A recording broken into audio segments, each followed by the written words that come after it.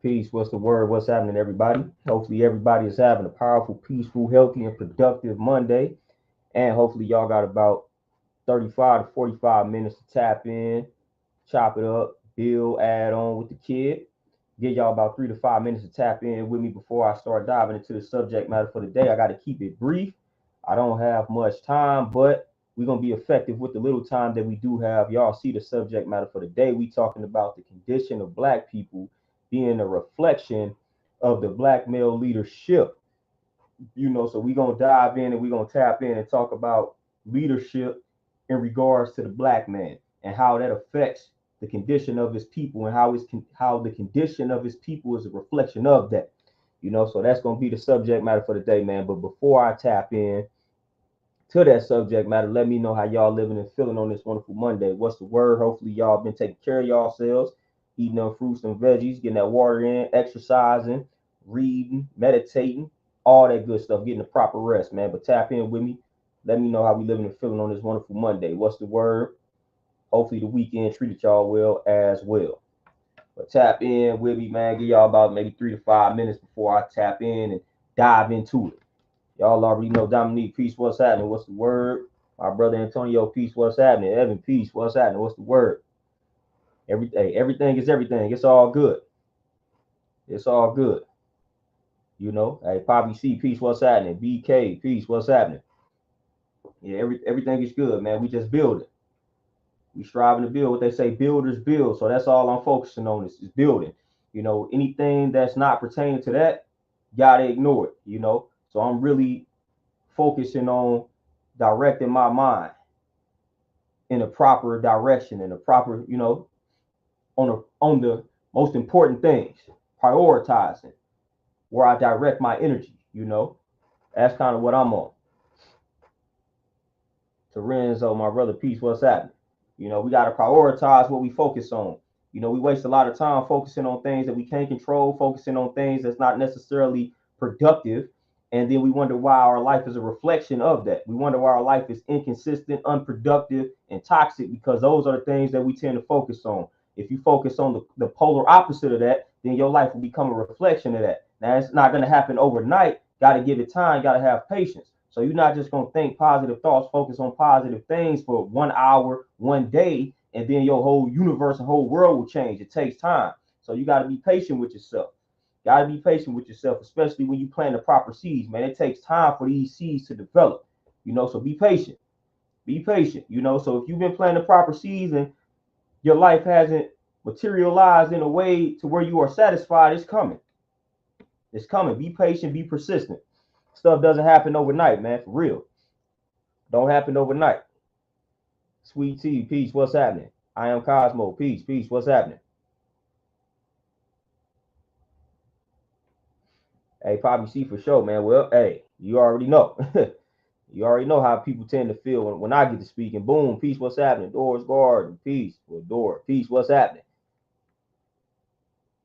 Javon, peace, what's happening? What's the word? BK, let's get it. Let's get it. There's nothing to it but to do it. And that's part of male leadership right there, man. Hey, we underestimate that aspect of being a leader, being fit, being healthy. Man, we can't be out here sloppy, unhealthy, and sick and calling ourselves leaders. Like you don't want the younger generation following you when you sick, unhealthy, and you unfit. Like you're not a good model to follow. That's part of being a great leader, man. You got to be physically fit and mentally fit out here. You know, that's part of being a leader, man. Taking care of yourself, taking care of your health. You know, straight up, because you got to think about leadership. You got to think about it. Before you start leading other people, you got to first lead yourself. So if you're not leading yourself in the right direction, then why should somebody trust you with their lives? So if you can't lead yourself to make better decisions that will prolong your life, why should somebody else trust you, fam?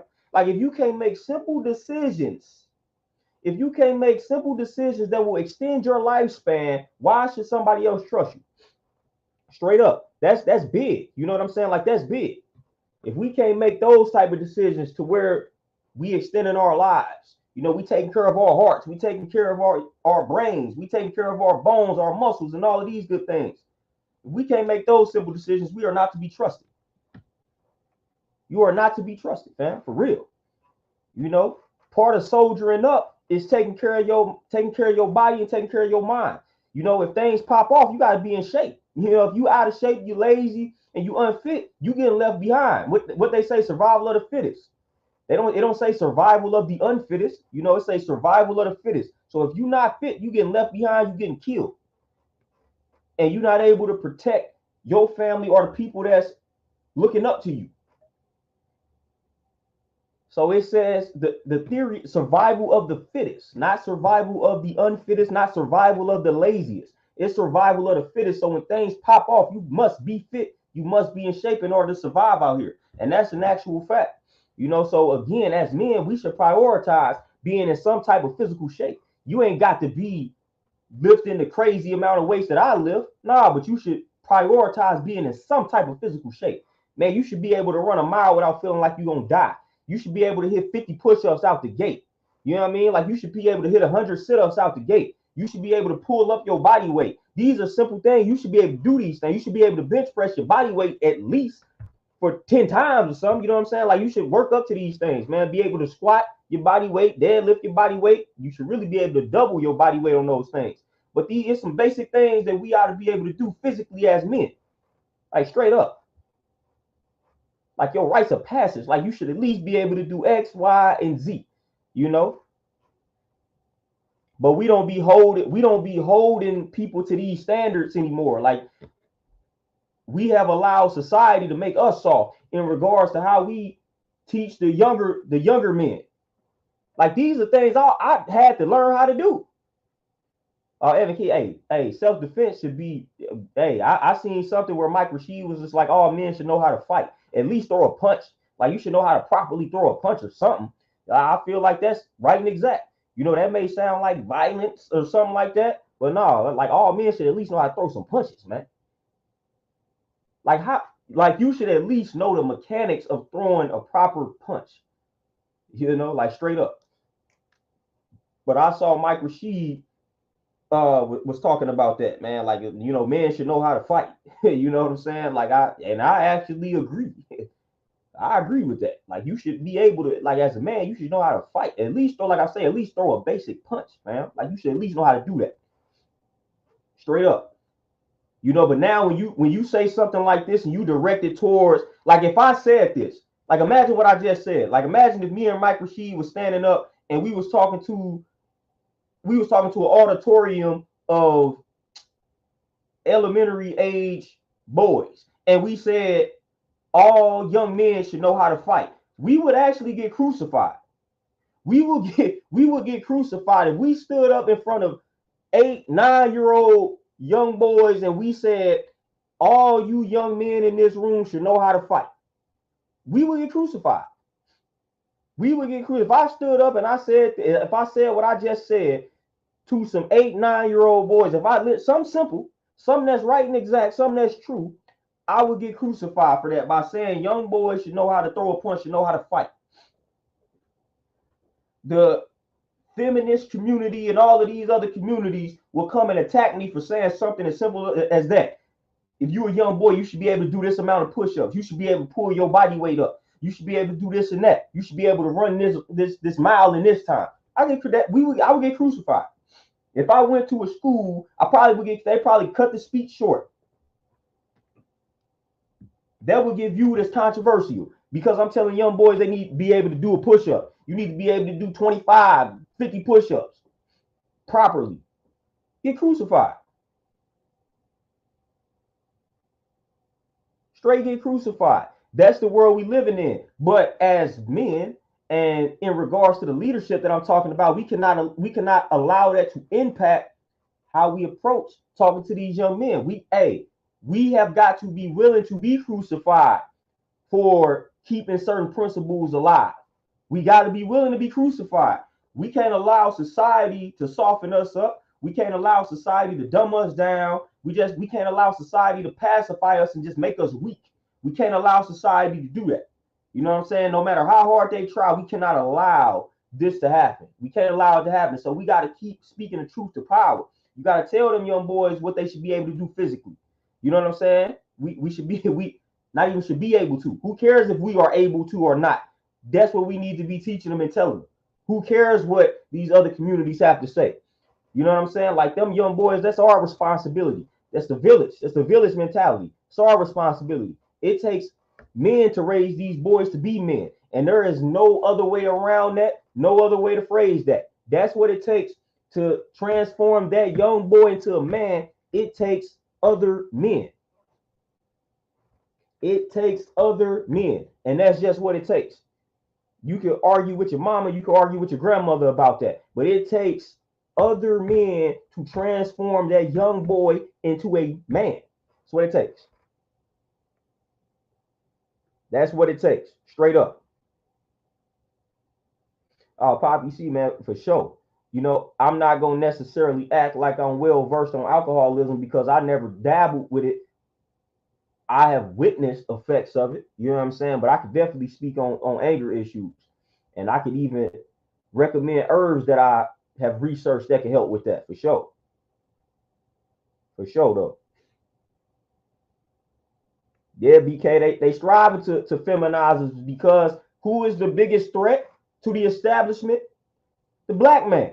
The biggest threat to the establishment was and always will be the black man. I always talk about COINTELPRO. They wanted to prevent the rise of the what? They wanted to prevent the rise of the black messiah. The black messiah was the black man who spoke truth to power to his people. The black messiah was the black man who had a ton of influence over his people. The black messiah was the black man who was up there speaking that righteous and powerful message that went against the oppressor, that went against the system. It's the black man.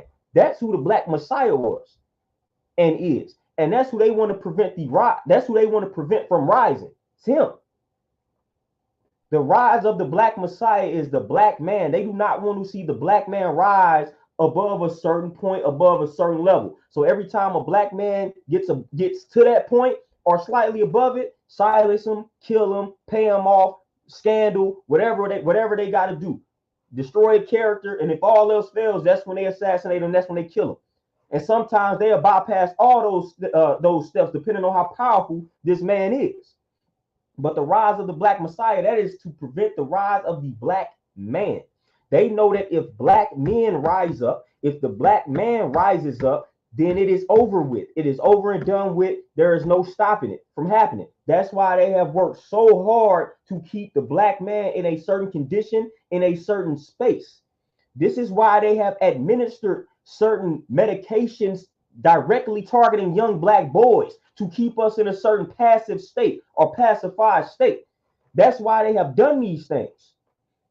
They don't want that young black boy growing up with all this testosterone, leading all these uprisings and overthrowing the system. So we got to pacify him. We got to say, oh, he can't sit still. He got ADHD or whatever the case may be. Give him this Ritalin. And then this Ritalin, when you start tapping in, oh, it's leading to all type of, man, lower testosterone. It's leading to all type of conditions. That's pacifying him. That's throwing off his balance. That's making him act other than his own true nature or his own true self. This is why they do these things. Man, you don't have, that black child doesn't have ADHD. That black child doesn't have a learning disorder. He is not in his natural learning environment. That's all that is. He is not in his natural learning environment. We have testosterone. We shouldn't be sitting down all day striving to learn. It's not his natural environment. He got to be hands-on. But when you try to force him to be in an unnatural environment, then you're going to get some tendencies that can appear to be disruptive. And then now you got the powers that be, since they have the control, then they're able to say, oh, we put him in this environment. He won't steal, so he has a learning disorder. Let's give him this medication. What's the side effects of this medication? And autism. It's going to lead to a rise in estrogen, lower the testosterone, all of this type of good stuff. Then they grow up, and then now we got societies of weak men and weak men. Society after society, the men getting weaker and weaker. That's because they start when they are boys. This is what they do. They start with the children. So that's how you get to the point where it's like, man, what didn't happen? That's how you end up where we are. And it's our duty to reverse that. It's our duty to fight that. Straight up. Shakur, you say, do you think the black man is a bad leader, or is we afraid of leadership in general? Now, the way I'm gonna answer that question, I'm not gonna necessarily say we are bad leaders. What has happened is, see, we always gotta add the historical context to what has happened. The only reason why our leadership is suffering right now is because of years and years and years of brainwashing, programming and destruction, all of that type of nonsense. That is one of the main reasons why our leadership appears to be suffering in the first place, because of what has been done to us over the years. And the stuff that was done to our great, great, great grandparents, it still impacts us to this day because that trauma was passed down. And then when you study Willie Lynch, they tell you in the Willie Lynch letters and things along those lines, they tell you that we're going to turn the men against the women, role reversals. So that's what they have done. They have fed us the medications. They have encouraged us to eat the foods that will lead to higher estrogen levels and lower testosterone levels. And this has the black man in a state that he is not naturally supposed to be in. But when you get the black man in a state that he is naturally supposed to be in, it doesn't get any better than our leadership. It doesn't get any better than the black man as a leader when he is in his right state of mind. When he is in his wrong state of mind, yes, the leadership is terrible. And unfortunately, you have a lot of brothers that are in that wrong state of mind due to what has happened to us over the years.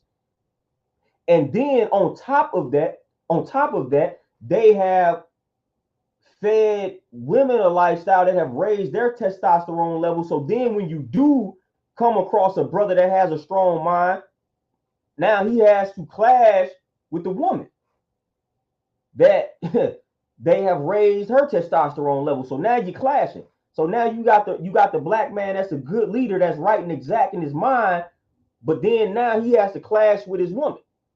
He has to clash with his women because they have told these women that, hey, you can exist without this man. You can thrive without this man. You don't need this man. They have painted that illusion.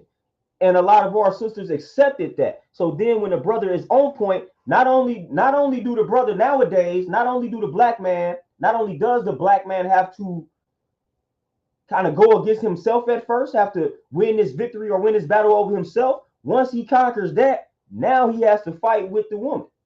For the most part, you have some women that have, that their heads on straight, and you don't have to do that with them. But for the most part, due to the programming, once the man enlightens himself and embraces who he truly is, for the most part, he's gonna have to fight with the average woman, because they also have the black woman in an unnatural state of mind. So then when that black man is in his right state of mind, now he's going against this woman that's in an unnatural state of mind, and it will lead to clashing.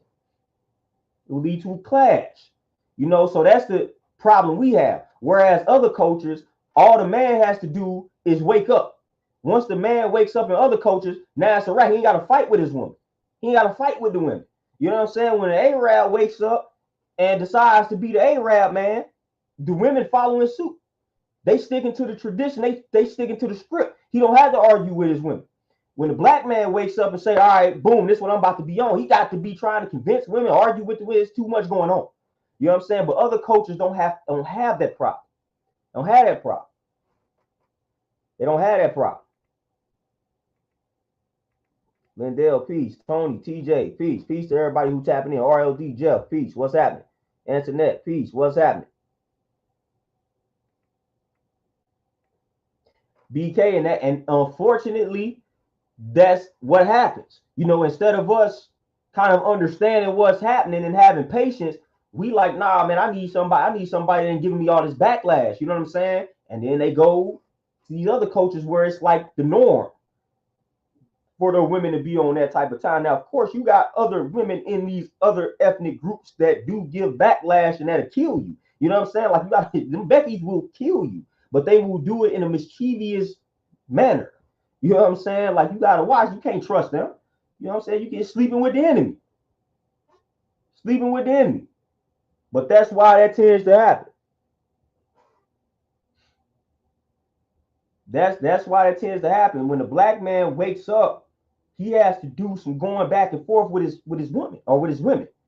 Again, now of course, you have exceptions to the rule. So it's not going to be every black woman that you come across, but it's going to be a nice amount because of how what society has instilled in her mind over the years. You don't need no man, specifically a black man. You know what I'm saying? You definitely don't need the black man. You know what I'm saying? Like, you can do good, you can do better without this man. You can do good without it. Don't need it. They ain't nothing. They provide no value. All this type of nonsense. They have convinced a great number of sisters of that reality. When at the end of the day, we all need each other. Interdependence is what it's called. You know, there's really no other species in nature that looks at things like that. Like, oh, we'll be good without. No, everybody in all the other species, everybody has a role. Whether that role is small or big, everybody has a role. Everybody acknowledges the role, and we're not arguing over the roles. We are one of the only species who has to argue over roles because of what has happened to us. So we got to spend most of our time arguing over roles. So that's how these other ethnic groups they able to one up us, because we got to spend a decent amount of time arguing over the roles, arguing over how you finna do it, while the other, they got the roles figured out. They got the roles not only figured out, but they got the roles accepted. There is no backlash. So as soon as everybody wakes up and connects in these other cultures, it's on. Well, when we wake up and connect, we got to say, hold up, we got to get these sisters on board. You know what I mean? Or vice versa. We got to get these brothers on board, and it's a problem. So then while these other groups are advancing, we still stuck on arguing about what's the role. And then by the time we figured something out, we probably killed. They probably killed us. We done wasted too much time arguing over what's the role. Nah, that's a waste of time. Like, nature done told you what the roles are. Nature done already laid this down for you. You know what I'm saying? Listen to nature. Follow nature. Every other species, man, I'm telling you, we can learn a lot by just watching animals, watching nature. You can just learn a lot. Every other animal, they understand roles and they just flow according to what nature done already laid out for them. We tend to argue and try to go against what nature has laid out for us. Nature done already laid it out. Nature done already told you what type of hormones men possess and what that means. So then we just got to allow that to be what it is. You know what I'm saying? So that nature done already laid it out. All we got to do is flow with nature. That's it. Life could be so much simpler if we just flowed with nature, because nature has given you the answers. It has given you the blueprint. We are literally designed the way we are designed for a reason. You know what I'm saying? I'm designed as a man for a reason. You know, and with me being designed as a man, there's certain things that I do better and do better than a woman. It's just literally, that's just what it is. Different designs, man. If it wasn't any differences like that, then we would all be designed exactly the same.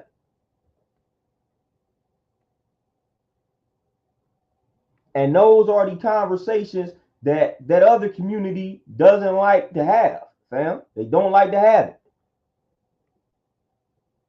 The only problem is we just got to get black man to understand his true nature. That's the difference. We just got brothers who don't understand their true nature because they have been misled, miseducated. That's it. You know, so that's why you have brothers such as myself, such as a lot of other brothers who make it their objective to instill a certain type of energy into the black man so that he can wake up, understand, and accept his true nature. Once that happens, again, game is over. You know, when a black man understands who he truly is by nature and what he is capable of, Game over. Checkmate. Checkmate.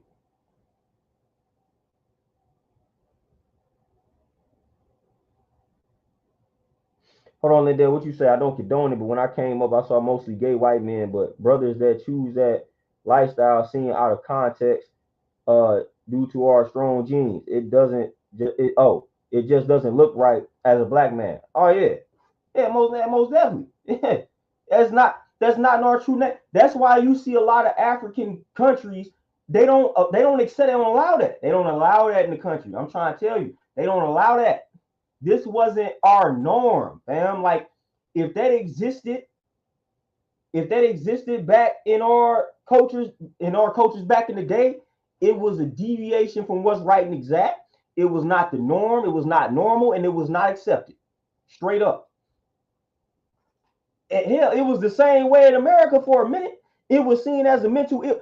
You can go watch Sanford and Son. You can go watch a lot of like even All in the Family. You can watch all of these shows back in the day, and you will see how they viewed that community back then. Man, you was able to put that in your script, man. They didn't. It wasn't nothing nice being said about that community. So you know what I mean? Shakir, peace. What's happening?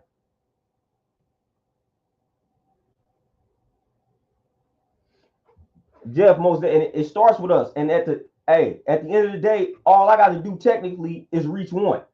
You know what I'm saying? And that's it. All I got to do technically is reach one. So I'm never worried about folks that's not listening, folks that's not willing to listen. You know what I mean? I'm never worried about them because at the end of the day, we got plenty of people that's willing to listen. They just need to tap in. They just need to find you.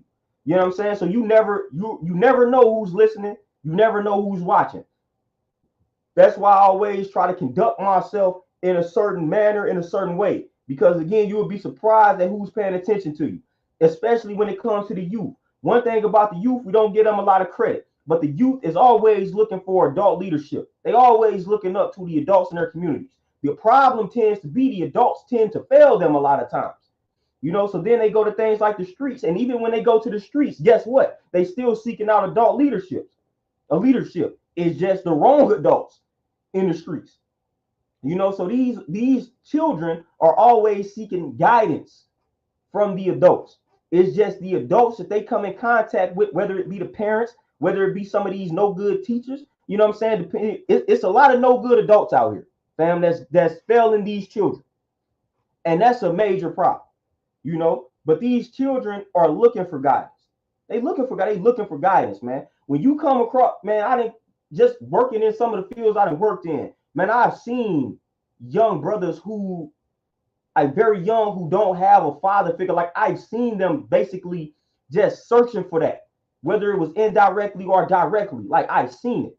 You know what I'm saying? Like I've seen when they come across a solid brother, just how they are willing to listen. Like it might not click overnight for them, man, but they listen. So sometimes you will even be surprised at how a message resonates with a person. Sometimes you may think that a person is not listening or they're not paying attention or a message is not resonating with them. You'll be surprised at how that message actually is resonating with them. You'll be surprised. You'll be surprised. We'll be surprised. You'll be surprised at how many people you gave them game and you was like, man, they ain't listening. Woo, woo. You'll be surprised at the impact of what you said. You'll be surprised at the impact that it actually had on you. You'll be surprised. You'll be surprised. So never give up. You know what I'm saying? We're going to always speak truth to power. We're going to always tap in. We're going to always tap in not only with the youth, but those who don't know what we know. That's who you're supposed to be tapping into anyway. Even when you go to religious like scripts and texts and all of those, when you look at the prophets wasn't talking to the prophets went to the streets. The prophets was chopping it up with the poor folk. You know what I'm saying? The prophets was chopping it up with the gangsters. They was chopping it up with the people in the streets. The prophets wasn't chopping it up with pastors. They wasn't chopping it up with these folks, like the folks that was in the know-how, the sages, the folks that thought they knew everything. No, the prophets like, man, we finna go out here and we finna deal, we finna teach freedom, justice, and equality to the people that's out here in the streets, the poor folk. The people who they refer to as deaf, dumb, and blind and misled, they chopped it up with them. That's an allegory. That's a parable. That's meant to tell you something. That's meant to tell you that you shouldn't preach to the choir. You need to go reach those people. That's who need it. So you came across this information not to spit it back to folks who already got it. Nah, you came into this knowledge of yourself to inspire the folks who lack that knowledge of themselves. You came across that to inspire them to go get it. That's every religious text, man. They inspired the folks in the streets. They inspired the criminals, like they inspired them folks. That's who they went and chopped it up with, straight up. That's who they went and chopped it up with. You know, like, hey, when you study any religion and you go find a prophets, man, the prophets out here mingling with the poor folk, the downtrodden. Like they tapped in with them. They tapped in with that crowd. They tapped in with the crowd. The people the crowd of people who you would drive past them because you're afraid to tap in with them. They say we're gonna tap in with them. We're gonna tap in with them. Straight up. And you will find out when you get some of them people on your side, them will be your most loyal individuals. Man, when you take a break, that's why a lot of these, I was given this game by a black businessman himself. He was like, listen, when you building your business, he was like, man, you want to find some of these brothers off the streets, right? And he said you want to help them get on their feet, get out of their condition. He said when you help them brothers, he said them gonna be some of your most loyal individuals because of what you did for them. He said them people will kill for you, them people will die for you. He was like, man, you need to find you some brothers off the streets and you need to get them out of their condition. You need to basically save them, resurrect them. Because they dead, you gotta resurrect them, bring them back to life, you know what I'm saying, and give them a new lease on life. And he said them gonna be some of your most loyal individuals. Told me, people off the street, the brothers off the streets. He said when you help turn that type of life around, that person is gonna forever feel indebted to you. Opposed to a person that thinks they know everything, like it's hard to get through to them. So I was given that game by OG that runs several businesses, got several properties. He gave me this game. So that's why you see a lot of folks now. Of course, this don't apply to everybody off the streets. You got some brothers off the streets you just not gonna trust.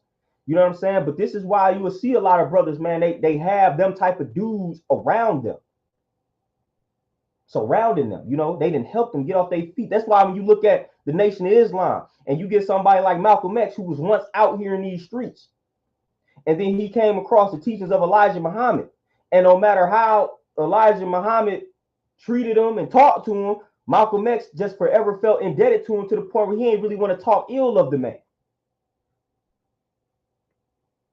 You know, he seen some things, heard some things, but he still really didn't want to go all the way in on Elijah Muhammad because of what the words and the works of what Elijah Muhammad did to him. Same with Khalid Muhammad. Khalid Muhammad, man, he didn't want to go completely off on Farrakhan and them, man, because he's indebted to him for what they did. For how their teachings and their words helped transform them. You know, you take a brother, man, you get a brother off the streets and he comes across some stuff that you didn't say and it transforms his life. Oh, he's taking bullets for you.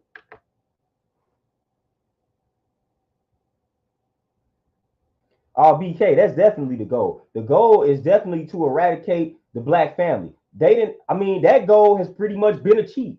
You know what I'm saying? We in the stages now of repairing that.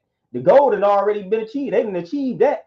The black family has been destroyed. You know what I'm saying? Like, it has been destroyed. Yes, we still got black families out here that exist. We still got positive examples, but the percentage is very low. You know what I'm saying? Because they have done a great job of destroying the black family unit to the point now where we are in the rebuilding, repairing stage. Sharif and peace, what's happening? Chris Patrick, peace, what's happening? But that's always been the objective. That's always been the goal. You know, that's always been the goal, to have black man, black woman at odds. That's how you destroy the family. Reverse the roles. make it to where the woman has to be in an unnatural position and she's at war with the man. We get that going, we create that friction, we good, we conquer these people. And that's what they did. So they've done a great job of that. But to your credit, the interracial thing, they actually so that's why when you come across like Aryan Nation and things like that, like they don't like their people mixing with us. At the end of the day, when you keep mixing the white with the black, the white is going to phase itself out. So all this interracial, all this mixing, that is what they actually do not like because that's going to cause them to phase out eventually, which is why you have these projections by the year 2040, the white folks going to be the minority, which technically they really already are. You know what I'm saying? But that's why you have these projections coming out, because they see too many of their people mixing in with us. And if you keep doing that, you're going to have a society that has a lot of pigmentation to it.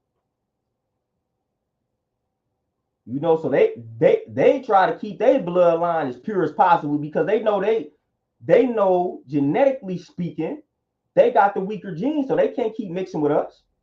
We gonna wipe them out like they genetic annihilation. R.I.P. to Frances Cress Wilson, one of the goats. You know what I'm saying? She acknowledged that fear that they have of genetic annihilation. Some of the most important work, man. She gave us the most important work, and that's what it talked about: genetic annihilation, and that being what they fear. They fear that. So when they see they white women messing with the black dudes, they don't like that. Whoa, we don't like that.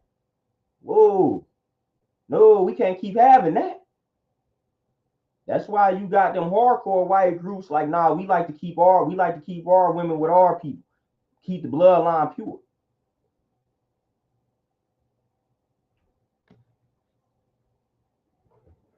Keep it pure. Keep it pure for sure. Asada, you say, doesn't that phase out the black too? Technically, no. Technically, because even like I'm gonna use Elijah's breakdown when they go from black, brown, red, yellow, white. Technically, you know what I'm saying? Because you gonna get all the shades from black. You know what I'm saying? So technically, if they keep mixing with us, you're just gonna have what we would call the original people. The white is the form that's gonna phase out. Now you're gonna have lighter shades. You're gonna have the brown, you're gonna have yellow, you're gonna have red, you're gonna have a lot of that going around. You know what I'm saying? You're gonna have a lot of that going around. Then depending on where we at in the climate, then that don't mean that the black gonna phase out, but you might have a lot more of the lighter shades, but that's still original, according to Elijah Muhammad's breakdown. According to Elijah Muhammad's breakdown. So that might phase out, and even still with that, you have the possibility to get back to that, But one thing we know for sure, you can't get that black from white, but you can get that white from black. You can get all those colors from black, including back to black,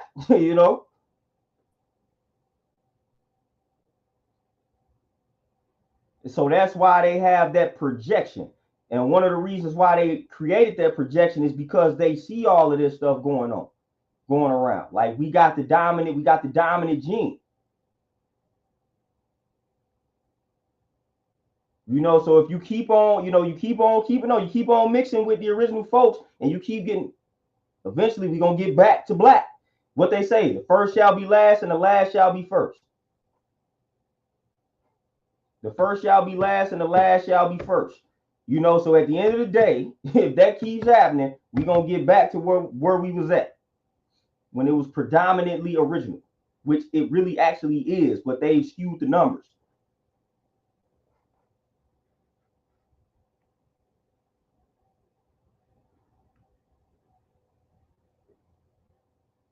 Oh yeah, TJ, for sure. Yeah, the ISIS papers for sure. Yeah, the ISIS papers for sure. Yep.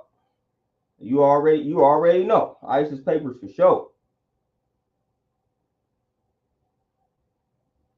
You know, because at the end of the day, in the grand scheme of things, you're gonna walk around with all these what they mixed breed, whatever you want to call them.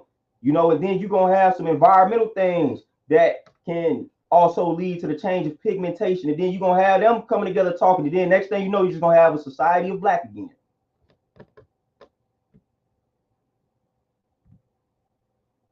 Like that's what you're gonna have. Like, hey, nothing is new under the sun. You know what once was will be again. Like straight up. And they have a fear of that, and they know that it's coming sooner rather than later. Like they know that's something coming sooner rather than later. What's once was will be again. You know, and they have a fear of that. So that's why they come up with these projections, and these projections cause a lot of fear amongst them. It don't cause fear amongst us. Like they've tried to get rid of black people, they've tried to get rid of the black gene for so long, they thing and they can't do it. There's no phasing us out. No matter how hard they try, they can't get rid of the black man and black woman. They can't. They've tried everything, everything, and they can't do it. We continue to multiply. Again, that's why when you go in black neighborhoods, you see abortion clinics, but then you go to white neighborhoods, you see fertility clinics. Like they trying their hardest to phase us out, and they trying their hardest to continue to multiply. They trying their hardest. They right now we in a phase of inflation. Like let's make all right, boom. We in another period of inflation. Like all right, man, boom. We just make all these probably everything expensive. Then that's probably going encourage a lot less children to be made in black communities. This is what they talking about.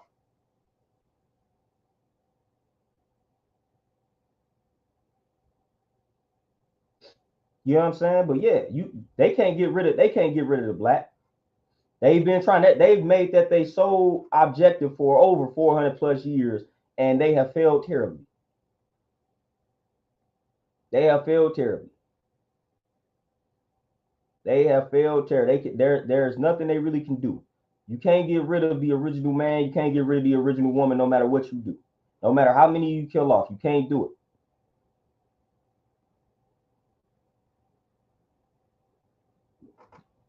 BK, and that is funny that you mentioned that. And Terenzo for sure. And BK, it's funny that you mentioned that because that's what I read a book, and that's like they did some surveys. They literally, and I'm gonna paraphrase, but they literally was bringing it to the attention of white people in regards to how they felt about in 20, 30 years the world being predominantly pigmented. You know what I'm saying? And it was like maybe 50 to maybe like 60 to 70% of the white folks answered the survey by saying it concerned them. But they said the only thing that alleviated their concerns was that the fact or knowing that they would still be in control, still be in power. So they was like, yeah, we are a little rattled and startled that we could be phased out. But even if it's 1% of us and we still had this power, that helps us sleep at night. So that's literally what the survey was. I forgot what book I got that out of, but they actually conducted a survey and was asking these white folks how did that make them feel in regards to these future projections, and they was like, it makes us nervous. But then they was like, what calms our nerves is realizing that we gonna still be in power. Because even if it's 1%, even if it's 0.5%, they still able to have all of this power. Because at the end of the day, some people call them the 1%, we call them the 10%, but it's still a small percentage of them, as BK said. Small percentage of them. That's why I tell black people we don't need a lot of us to change the game. We don't need a lot of us to get our position back on the throne. We only need 1% of us, 10% of us, 5% of us, as we would say. Don't need to be a large amount of us. Don't need to be all black folks being unified. 20 black families being unified could change the game. 10 black families unifying themselves can change the game. We don't need 1,000 black families to come together. We could get 5 black families. We can get the 5 wealthiest black families to come together, and that could change a lot of things.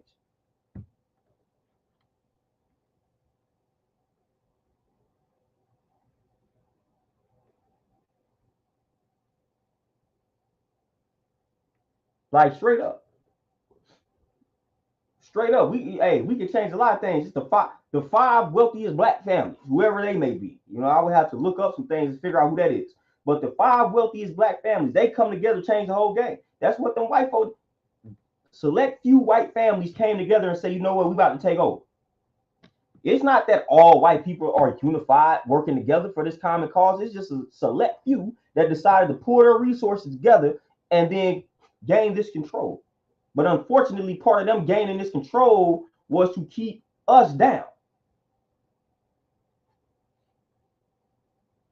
You know, so part of them being in control had to include their race being viewed as superior. So that was the side effect of them being in control. In order for them to maintain this power, people that look like them have to be viewed as superior, right? So it don't necessarily mean that all white people are working together for it. No, the ones at the top, the families that came together was like, boom, we're gonna come together. But in order for us to maintain this power, we have got to convince this other group that we are superior and they are inferior. And that's what they did. Exactly what they did. That's what they did. You know, that is what it is. That's exactly what they did. All of these things for a reason. You know, that's why they did that. It was like, look, man, it's going to be hard for us to be in control if this group of people who we going to bring over here to do our labor for the cheap, it's going to be hard for us to have this control and maintain this control and this power if they think they are equal to us. No, that's not going to work. So we've got to convince them that they are not our equals, that we are here and they are here. This is the only way that this is going to work.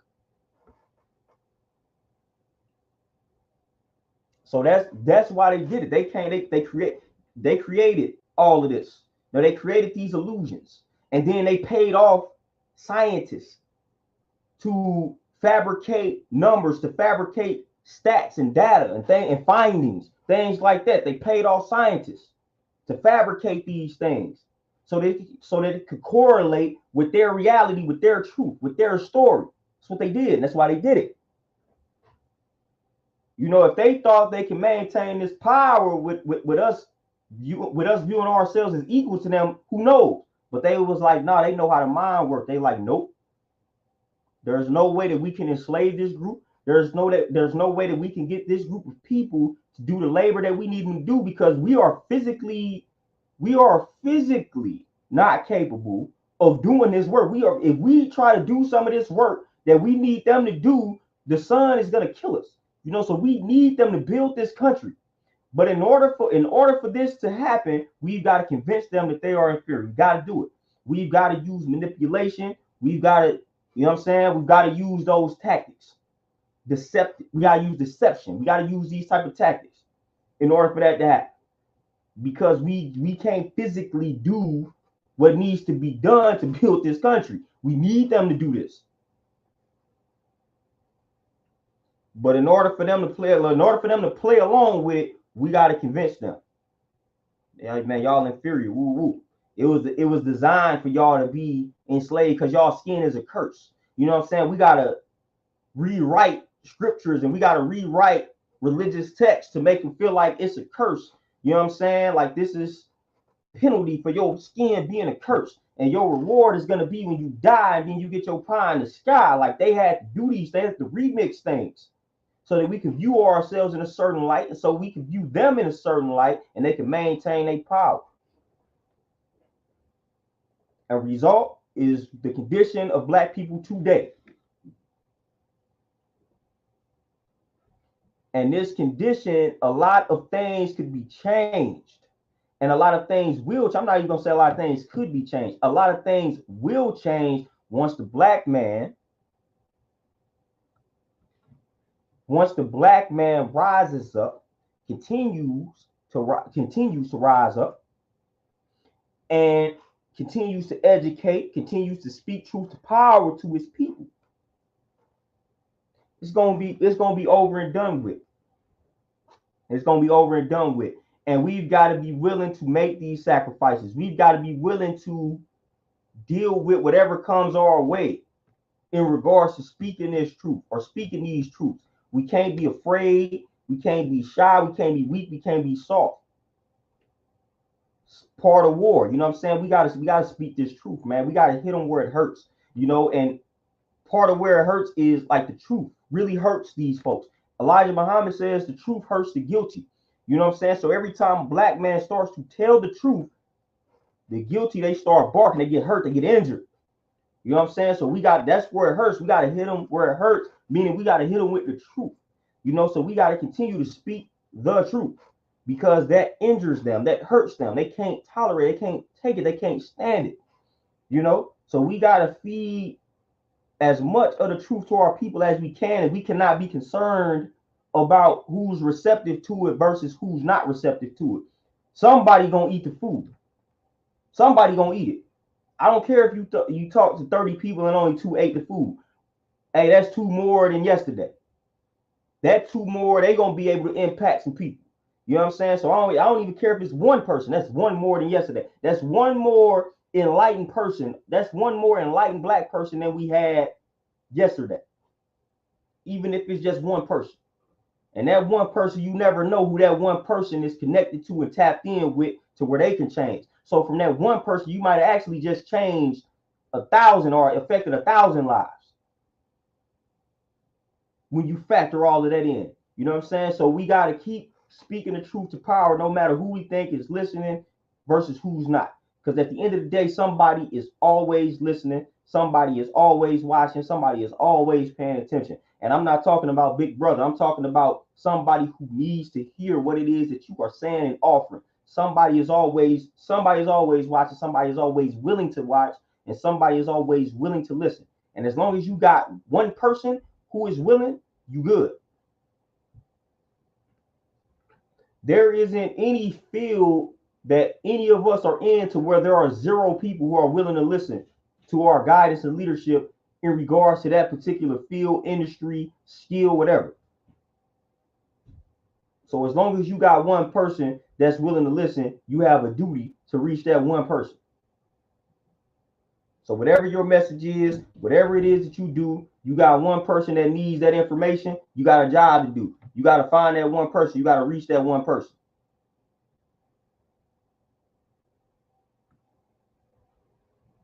You got to reach them. That's your duty, man. You got to reach that 1 person that needs what it is that you have to offer. And that's just a fact, So again, that's part of your duty. Part of the duty for the civilized is to teach the uncivilized. As hard of a mission as that may sound, it's our mission, it's our duty. Again, preaching to the choir does absolutely nothing. If I'm talking to a bunch of vegans and telling them the benefits of going vegan, like we already know. That's why they went vegan, they hip. You know what I'm saying? I got to reach the people that don't know. You know what I mean? Like, it just don't even make any sense for me to be talking to a bunch of vegans about going vegan. They already went vegan. Now, I might get them some, what I'm saying? I might hit them with some things they might not have known about veganism, man, but they didn't already tapped into it. The fire was already ignited. I got to go reach the people that's not from, like, that message. Like, I wasn't vegan and I came across the vegan message and it changed my life. You know what I'm saying? So I came across some work as a non-vegan, non-vegetarian that was promoting that lifestyle, and that changed my life. You know what I'm saying? So you got to reach the people who not really on what you want, and you got to deal with that level of difficulty. Yeah, you're going to get some backlash. Yes, you're going to get pushed back, but that's life. But preaching to the choir, that don't get us far. You know what I'm saying? Again, we talking to people that's already hip, already know. Like, we need to wake up minds. Like, you didn't know this. I'm learning you something. You know what I'm saying? Like, that's who you got to reach. That's who you got to connect with. That's who you got to build with. Folks that don't know. That don't mean you can't have relationships with the folks that do know. But in regards to that message and who you striving to reach, that's what I'm talking about. So the brothers that do know, we come together. Yes, we build on our common grounds, our common denominators, but then essentially and eventually we take in what we built on to the streets, to the folks that do not have what we have, that do not know what we know, that do not possess what we possess.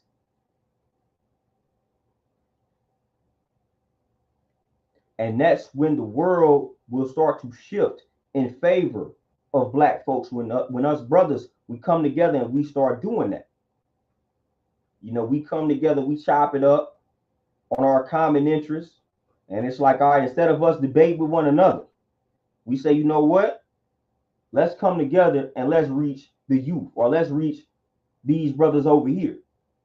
You know what I'm saying? Like, we got our cultural differences, man, but we at least understand we got this common enemy and this common problem. All right, cool. Let's connect. Let's come together, right? And let's chop it up with the youth. Let's build with the youth instead of debating with one another, trying to change each other's mind. We got brothers that ain't got no ounce of knowledge in regards to what either one of us is talking about. That's who we need to be talking to. You know what I'm saying? Forget me going back and forth with an Israelite. We got young brothers out here that don't know what an Israelite is nor a 5%. We need to be talking to him. You know what I'm saying? We need to be taught. That's him. That's the target. That's the target. The young boy that they ain't never heard of either one of them. But we spend too much time going back and forth with one another. No, we don't need to do that. We don't need to do that. Touch the young boys that don't know what you mean by Israelite, don't know what you mean by 5%. That's who you need to tap in with. Like, man, what? You a what? You say we what now? You say we original people of planet Earth? What you talking about? Boom, that's who you need. The one that's asking you, man, what you talking about? Not the one that's like, are you wrong? And here is this and that. No, you need the one, hey, I'm intrigued. What are you talking about? Teach me more. You need to have more of them conversations.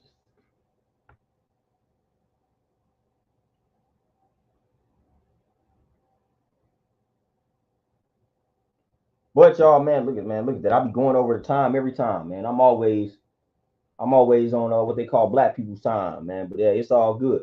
But I gotta tap out of this stream, man. I gotta get myself ready to head back to this gym, finish off my evening, man. Y'all know what it is. And so I appreciate y'all tapping in as always. But I'm gonna let y'all get back to enjoying y'all Monday. Hey, I'm gonna tap in when I tap in, man. But y'all be easy. I'm out. Appreciate y'all. Peace.